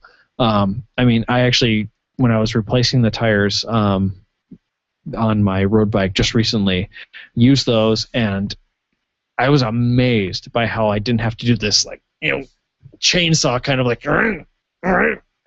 thing to get it going. I mean, it actually just like right around. Great tire levers. Yeah, absolutely great. And they're like $2.50 or something like that. They're super cheap, as they should be. You can't beat them. I mean, I've bought 3 sets of tire levers right now. I bought one set that were just like cheap ones that came with a bike tool kit or whatever, and those were destroyed almost immediately. The second ones I bought were like these ones that come in a set of 3, and they have this little case around them. I can't remember what they were called, but junk. Like they broke right away. These, awesome. I mean, there's 2. They clip together automatically. They don't get lost inside of your kit or anything. They're awesome. Pedro. Tire levers. Super number 1 gives you the double thumbs up. That was they're great. Wait, great. triple thumbs up. Yeah, there we go. Triple thumbs up. There we go. I mean, they're great levers. I have nothing bad to say about them. Yes. Live long and prosper. To Pedro. To Pedro.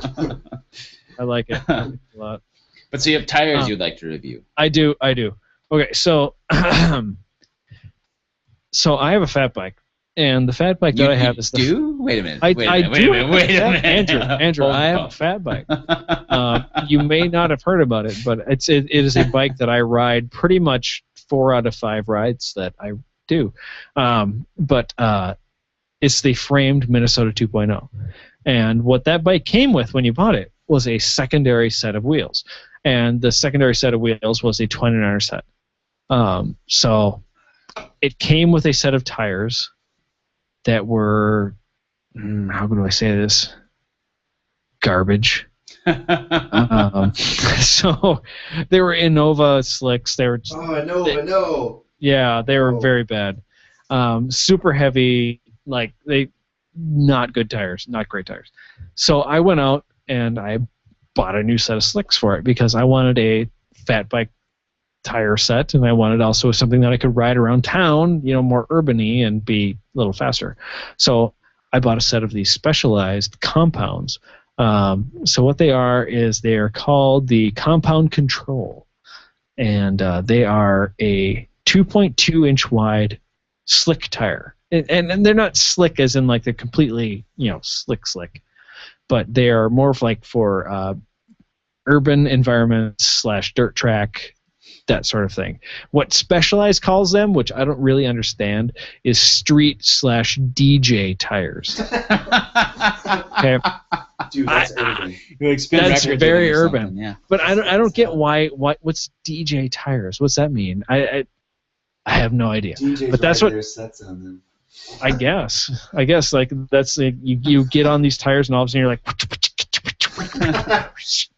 like all of a sudden you're like I have incredible rhythm. There you go. Yeah. You can just call me DJ Shadow.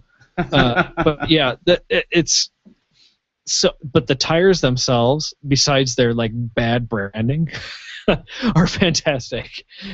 So right now I'm riding these guys at like about 40 psi. So for me, that's like, wow, that's really high, for a fat bike anyway. But it gives you this really great feeling of in between fat and normal mountain bike tire, because I mean these are a 2.2-inch tire, so it's actually like it's not too far outside of like a normal mountain bike tire. It's actually like 2.1 is like my normal mountain bike tire. Right. But when you're running at that lower pressure, it just gives you that fatter feeling, a little bit more absorption of the road imperfections, that sort of thing, and it feels very it feels fat, which was what I liked on this bike. So got on those tires, rode them around. I'm totally in love with it. For a while I was wondering, like, am I ever going to use these other set of tires or other set of wheels, that came with the fat bike, because they're kind of a heavy rim. They're kind of like, it's the same hub, same cassette, everything else. Like that's all fine, but the rim was kind of heavy, and I'm like, yeah, really, if I'm going to ride my fat bike, why wouldn't I ride a fat bike? Right.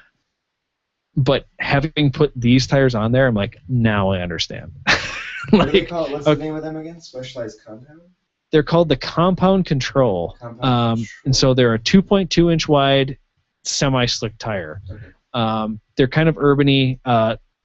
They're very fun. Just because I can ride them at like a 35, 40 pounds of pressure, so they're still kind of fat, still kind of squishy, but still get, a reasonable speed out of them, so I can keep up with my road bike people that I'm riding with without killing myself. So I went on a road bike ride the other day with my fat bike, not realizing it was a road bike ride, and I hurt. So, yeah, I did. I keep up with them eventually. Yes, I did. When they came to a spot in the road that was like, oh, this is really muddy. Maybe we should do I'm like, see you later, right through. But that's where I won. But these tires are ideal for that, as in you could do both.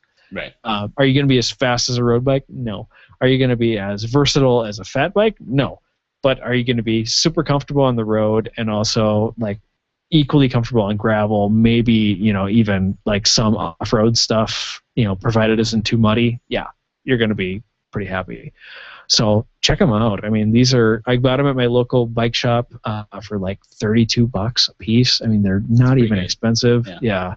So, if you're looking for some like fat urban tires to put on your mountain bike or your, road bike, if the frame and everything can handle it, these are fun tires. So check out the Specialized compound controls. They're great. Cool. That actually is what I'm looking for. Because I got a Krampus, and it's like really slow to ride right now, so I would put on there. Yeah, just a little bit. Check them out. Check them out, dude, because, first of all, Krampus, awesome bike. Yeah, but it is a little slow. Check out these or, maybe some Schwalbe Big Apples even. Yeah, the Big Apples was also recommended to me, Yeah. I mean, these are a little skinnier than the Big Apples, but, these are really a fun tire, especially for the fact that the TPI in them, the casing is really light. They're actually a very light tire, so they feel very fast. So I liked them. I liked them a lot, especially on my fat bike. Even though I still think they look a little weird because it's like like a 4-inch tire, and then you have a frame that can or a fork that can accommodate a 4 to a 5-inch tire, and then you put like a 2.2 in there. It's like that looks weird. Everybody else doesn't even notice, but like you notice because you're like sitting over the top looking at the tire the whole time. You're like. It's like you got a spare tire on your bike or something like that. It's like this. You got a spare tire. It's like that's totally weird. I don't get like why no. But so I was looking at it. I'm like, okay, so I really want to use this extra set of wheels it came with because they're not bad wheels. It's just the rims are heavy, and I'm like, that's fine. But the thing I was looking at, I'm like, what I could do instead of even doing that, I could just change the tires. I could just get some Black Floyds. I could have 3.7-inch slicks. Oh, that'd be so great. That sounds ridiculous. I know, and I'm like, that'd be the greatest thing in the world. Then I'm like, hang on a second. That doesn't solve any of my problems. Except for the fact that it'd be fun as hell. Wow, 3.7-inch slicks. Hey, you guys want to see my Brompton? Yes. Yeah, I do. I'll take these out for a second. Yep. Can you still hear me? Yeah. Yep. There it is right there. There it is. Now look at that, people. That is remarkable. That is an entire bike that is like in your lap. Yeah, that's amazing. Cool. I can hold it in my lap. Check it out. So what's the weight of the bike, by the way? I actually don't know. Just give me an estimate. I'd say about 20 pounds. That's ridiculous. It's pretty good. That's way good. Yeah, it's pretty. It has titanium parts. It's a little bit higher in model than the standard. Oh, okay, sure. Oh, that's all right. Yeah. So, how hard is it actually to fold it up, though? Like, if you're gonna okay, I just showed up at the train station. Yeah. Train's leaving in like 2 seconds. I have to get on there. How hard is it to fold it up and get it ready to go? Well, I think ideally you could just roll it onto the train, so that would help there too. Oh, sure. But yeah, and I could do it in probably 10 seconds. It's pretty wow. fast. Yeah. And plus I'm still a newbie at it. I'm still learning how to do it really fast, but if you're really good, you can do the last 2 moves in one move. I saw someone do this 2-step where it was whoosh, and it just slipped together, and I was like, dang, I thought I was good at this. Yeah, so I still have plenty to learn. Some training to do. Yeah. Before you go to the Brompton Olympics. I only got today is Tuesday, so I have to give it back on Sunday. I don't have too much time with it left. That's sad, man. That is sad. Well, the thing is, though, Andrew, there are Brompton Olympics. Did you not know? I did not know that. Yeah. Oh, wait, you know what? I did know that, yes. And actually, one of the Brompton World Championships, or one of the Brompton World Champions was a Rochester resident for a while. Oh, really? Yeah. She did very, very well. In fact, I think she won it. So. I can imagine it being a good trainer. You have to work pretty hard. It has 3 good gears, so you can get pretty fast. Yeah. On it. Oh yeah.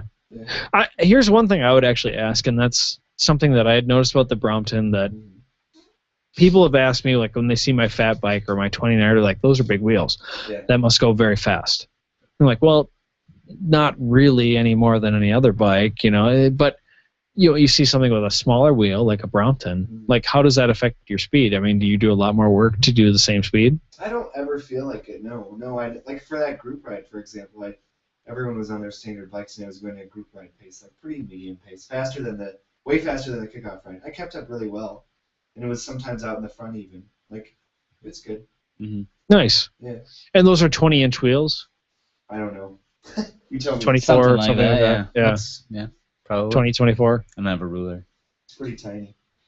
How many 12 ounces does it take? Yeah. Something like that, yeah. It's kind of dirty. It's a bike. It's I supposed gotta to be polish dirty. it. It's supposed to be dirty. A little Chris bit. Scogan is out to navigate all 3 of the Almanzo courses tomorrow morning. Ooh. On Do you his think see I'll how just much of them are message underwater. that guy and be like, I'm gonna do it, or should I just show up and do it? You should just show up and do it. Okay. Why not, yeah. You can ride with me. Okay. So there we go. Can split Oh, a number. let's talk about Powder Run 24. Do you Oh, wanna yes, talk about yes. that? Yeah. Let's talk about Because that. you were thinking of doing that. I've done it 2 years in a row. Both times I did it solo. First year I kind of crapped out. I wasn't feeling it. Like I felt down. So I only put in like 75 miles, and I was like, fuck this. Last year I felt only a little 75 better. miles. I did like 115, and That's I a long slept way. for about 3 hours of it, and then just gave up around 2 p.m. because I was like, I'm tired. My girlfriend, on the other hand, went the whole time and did 175. Wow. She killed it. Yeah, she's doing great. It's a really fun. It's an intimidating experience. Yeah, I mean, Absolutely. miles and time on the bike alone, just the sleep part of it, too. It's Yeah, just, the main obstacle for me is the sheer repetition of it because Yeah, just yeah. over and over and over. And they try to break it up with these other destinations, but at the same time, I'm always like, I just want to do the loop. Yeah. Because that's what I Yeah. get lost in. There's parts of the loop where you're just like, you don't know where you are. You just get lost in that loop. Like, Right. where am I? Which lap am I on? Like, I have no Right. idea. It's kind of awesome. Yeah.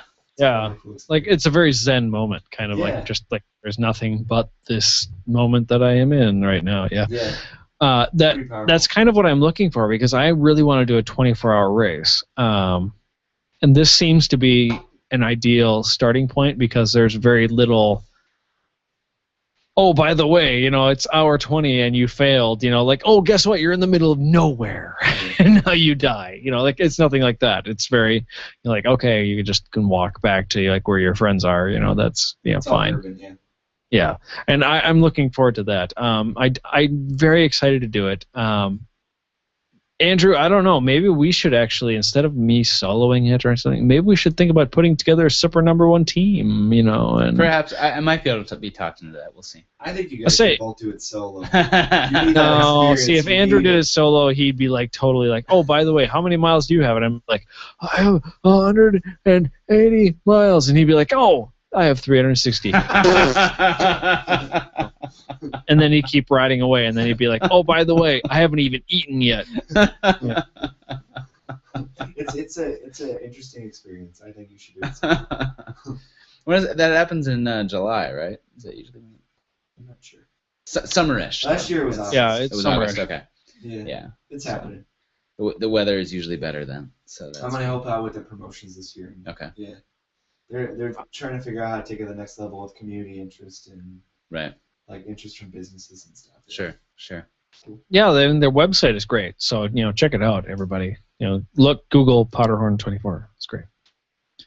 I definitely want to do it. Whether or not we do it solo or not, Andrew. Right. Well, I'll investigate this. Well, what's I cool is think it could I be think like- what it ended up being is like who's more stubborn at this point. Yeah. Like Andrew would be like, I'm faster, and I'd be like, oh yeah, you're faster, but I'm older. I have deeper roots.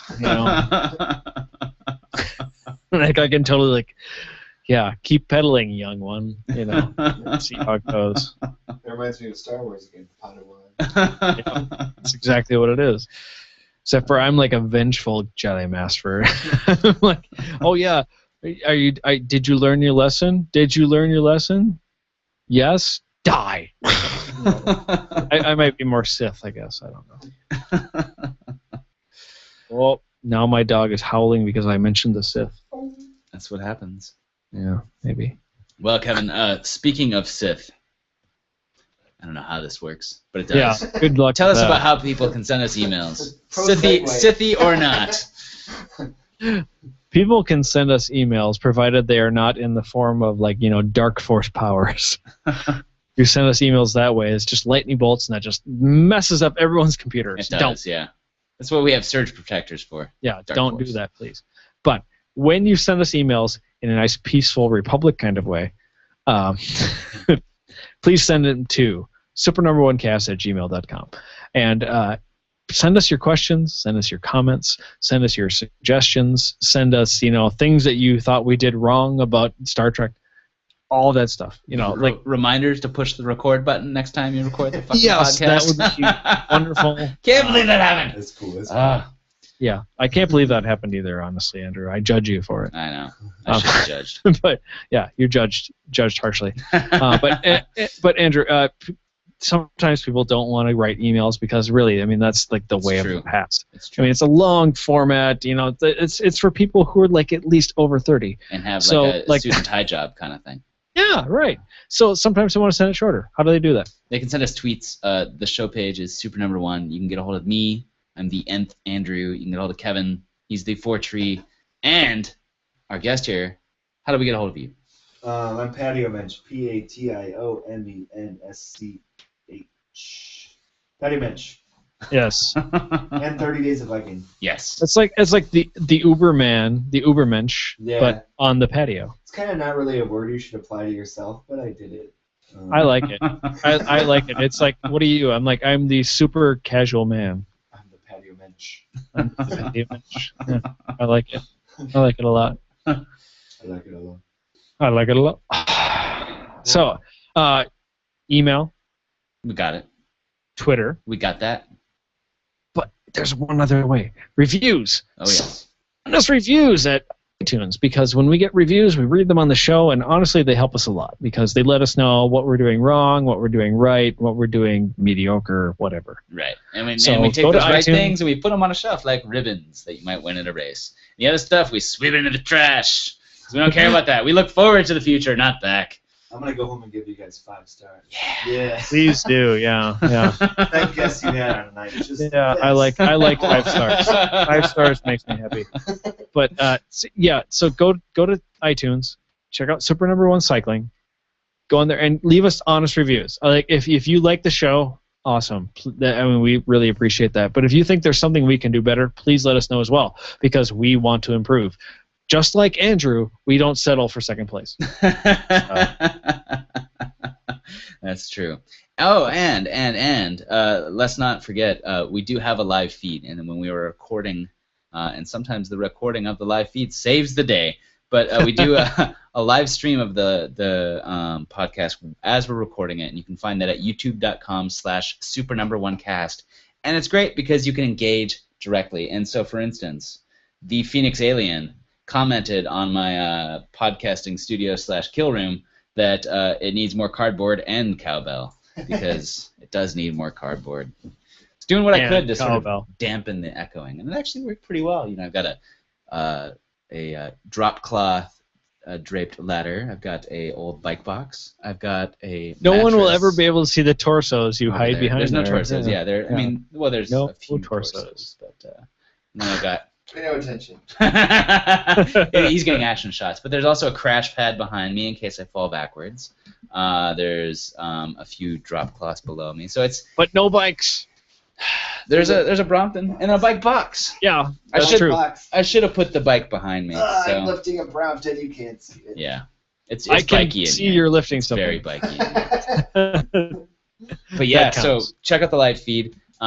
It's if you're who knows what's going to happen after we do this, because normally we said we were going to do a bi-monthly, which means It's in this ending up case weekly, twice yeah. a month. But we promised for 30 days of biking that we would do it every week, and we held that. Yeah. Just like our 30 days of biking pledge, we kept up our 4 weeks of It's podcasting, living 5 weeks of intentionally. podcasting pledge. Yeah, exactly. So we'll see what our schedule is, but we usually record on a normal night at about 8 p.m. Central Time, and you can watch us do it, and you can see the kill room, and we should just call it the kill room from now on. Yeah, yours will be the kill room. Mine will be the safe room. Yeah, there we go. I don't know. I guess. I don't know. Fallout Like with shelter. my IKEA chair back here, I feel safe. I feel very safe. But yeah, so check it out. It's just one other way to engage with the Super Number One Cycling Podcast. So Yes.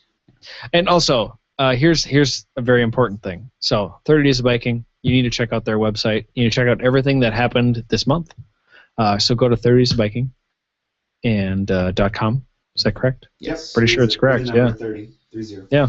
Yep, 30 daysofbiking.com. Go there, check it out. And also, free bikes for kids. Patrick, tell us a little bit about this. We didn't do it enough justice. Sure. Earlier. So they're a Minneapolis nonprofit that stages big events every winter around Thanksgiving, Christmas, where they just have all of their volunteers work on these bikes. They get these bikes ready. They're community donated. They're community funded, and they give bikes to kids, and it's a beautiful thing. Absolutely. Kids who couldn't afford them, kids who are in need, and they change their lives Mm-hmm. because bikes change lives. Absolutely. And especially for kids, because what is more enjoyable than having the ability to be free? yeah. I mean, think about that, though, Andrew. Like, your first time on your bike, I mean, that's... Yeah, I mean, I think some of my earliest memories really are about riding my bike around the neighborhood and riding over my stupid little brother when he wouldn't get off my jump. And Yeah, Well, I remember that's- that he's been answer. warned. Yeah. So. Well, it's Or his like problem. a Tonka He- truck. Remember Tonka trucks? Yeah, yeah. Yeah, I do. Yeah, Bike is better than a Tonka truck. it really is. Totally is, because You it's can ride bigger. it. And he goes faster. That's right. Oh, man. That's I- fb4k.com too, by the way. Oh, yeah. Totally. Free bikes So- for kids. Please go there. Help them out any way you can. Let's give more bikes to more people, kids or not, worldwide. Yeah. Everybody needs to get on two wheels. And as I have always said, like, this is the reason why I ride a motorcycle, why I ride a bike, everything else, is that this is going to sound a little bit sad, but this is actually the real truth. Okay. So for the longest time, when I was a kid, I wanted to be a pilot. Okay. I wanted to fly so bad. Then I found out I was colorblind, can't do it. And you Because- should go watch one of our YouTube videos about that. Yeah, which is called Adventures in Colorblindness. So you should probably check it out. And you can see how colorblind I am and why I should not fly your plane. But here's the thing, is that when I got onto my first road bike, or actually, I wouldn't even say that, my first mountain bike that was actually like a 26er, pretty fast bike, and then a road bike, and then a motorcycle, like things with two wheels. It is as close to flying as you can get.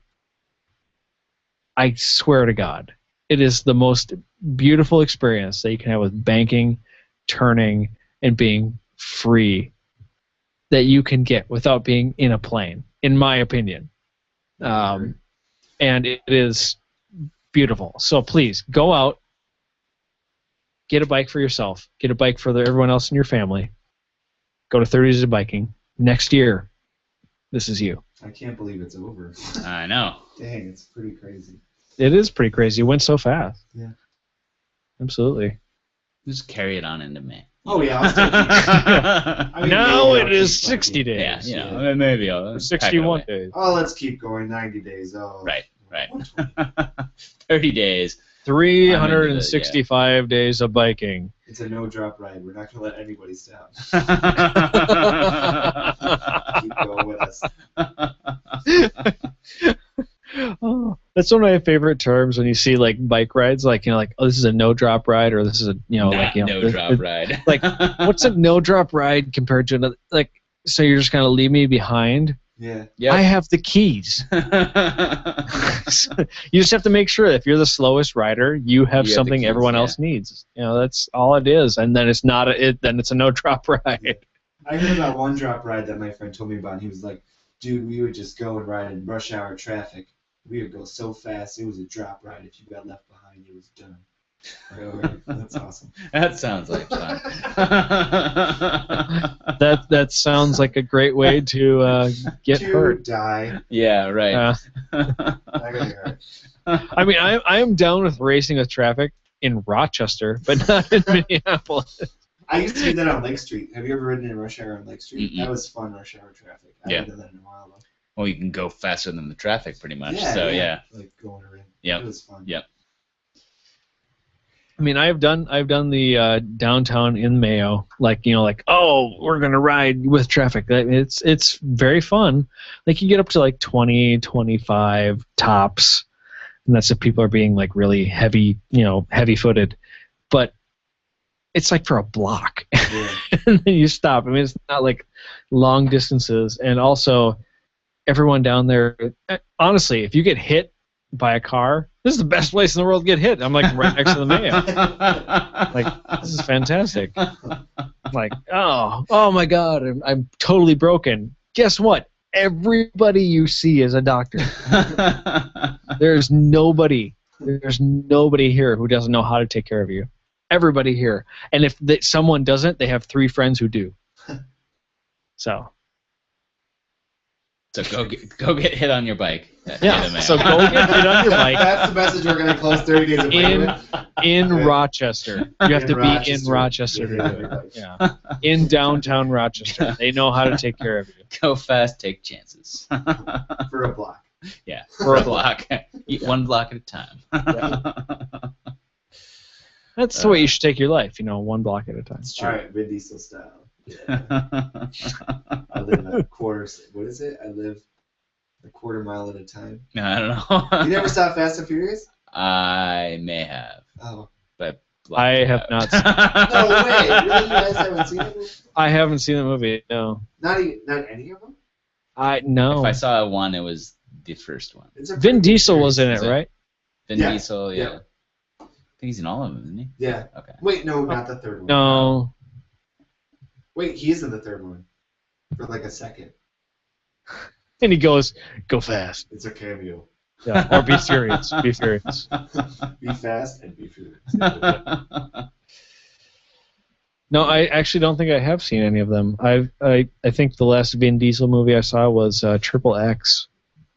No, I saw him where he was the. Riddick guy, right? No, wait, that was The Rock. Never mind. I was like the one where he was the CIA agent taking care of kids, but that was The Rock. That was the Rock. Yeah. Wait, was it? Wait, there was a Vin Yeah, Diesel it was. babysitting movie. There was. Pretty Yeah, sure, that's what I yeah. was thinking of. Oh, maybe that was it. Okay. Undercover. That was a low point in his something. career. Like, Well, either that or he made a ton of money and went like, whatever, yeah. stepping out. I'm sure he's Probably. short on cash. Also, I mean, what does Vin Diesel have to do now? Like, what does he do? He's like, I'll put my name on something here and there, maybe do a movie and then I'll play Warcraft. I was gonna say the he's rest too of busy the day. playing World Yeah. of Warcraft, so I'm sure he lifts a lot of weights. that too, yeah. While he's playing World of Warcraft. Yeah. So, like, oh, my left arm is so strong, right arm, mouse, Click. just the mouse. Well, it's been cool being on the show. Yeah, I think we should probably call it here. Yeah. We've Thank talked you. about Vin Diesel. What's going on? Oh, no, she's not even caring. She doesn't care. Doesn't care. She went to Burger King. Oh man, I wanna want go some Burger King. I want Burger King. 6 I would crispy kill chicken. for some fries right now. Hang on, what's up? It's 11 o'clock. Damn it, Dairy Queen is closed. Yeah, That is our normal or closest fry emporium in Byron. So Oh, Byron is where you live.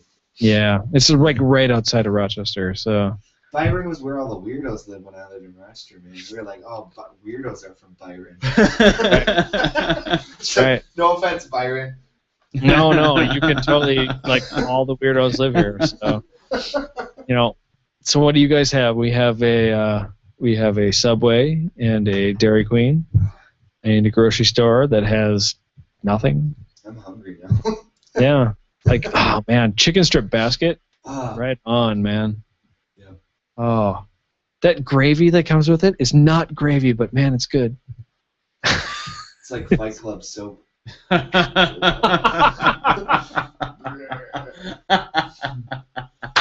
Ew. Yeah, it's gross. Mm. They render the employees that don't make a blizzard properly or can't do the ice cream, the swirl thing right. You're gonna be the gravy. This is your last time for the queue. Now you get it right. Nope, sorry. Gross. gravy. into the gravy boat with you. I like that every time I look to my left, I see the word bicycle. Where at? That is nice. Cycling, bicycle, wrench. Oh, yes. I will never be able to eat a chicken strip basket ever again the same way. Like, always be like, what happened to Stacy? And they'll be like, she left. I'll be like, what do you mean? Like, where is she? Just imagine She get Tyler another Perry. job? Or, like, we don't know. We're like, I can't have this gravy. Can I have barbecue sauce? Ah, I still want barbecue sauce. I Bites. could totally go with chicken strips right now. I don't know. This is not good because I don't think there's anything open in Byron right now. Like, I'm seriously thinking about this. I'm like, hang on, next say a Mexican place You can call in closed. pizza. There's No. pizza's always Second pizza. Street Pizza just closed. What about Domino's? You could sink so low. Yeah, but that's like over in Casson. Casson, I love these names. Yeah, I can't go. Manorville, man. Yeah, but I can't go over to Casson for Domino's because, like, So remember, Andrew, when you and I had the buffalo chicken pizza, Yeah. Oh, yeah. and that was like really good. Yeah. Okay, so the other day, I ordered it again for myself, Yeah. and it was not good. Did you go on a bike ride beforehand? I did Oh, long okay. I was bike gonna say, ride. maybe that's the problem was. Gotta have. No, I did an 80-mile before, Oh, okay. and I'm like, I'm ready for buffalo chicken. I'm ready for the pizza. whole thing. And Leisha wasn't here. She wasn't going to share it with me or anything. I'm like, this is all mine. And I had like cheese bread and everything with it. And it was not good. That's too bad. I even put Frank's sauce on it. See, at least you tried to fix it. Yeah, I tried. It was not good. Mm.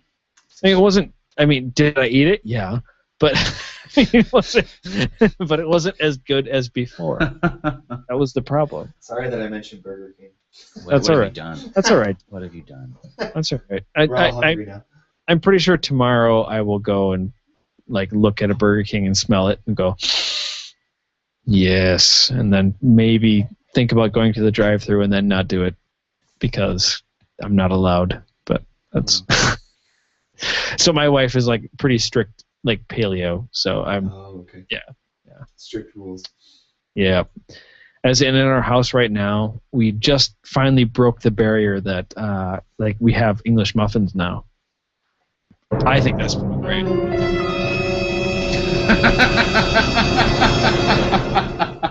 That was ideal. That was perfect. What else is there? Nothing good. There's all our old bumpers from our last show, like This week in alcohol. things we can't use anymore. Yeah, well, we can, but we chose not to. Yeah. Hey, dude, you want to do a quick ride around the block? Yeah, we're gonna. So we're gonna cut the live feed off, but and we're gonna go spin our bikes around the block Bye, guys. so that we can say that we did it. Thank you, viewers. Thank Yes. you. Please send me a chicken strip basket with barbecue sauce immediately. All right. Hashtag 30 days of bike.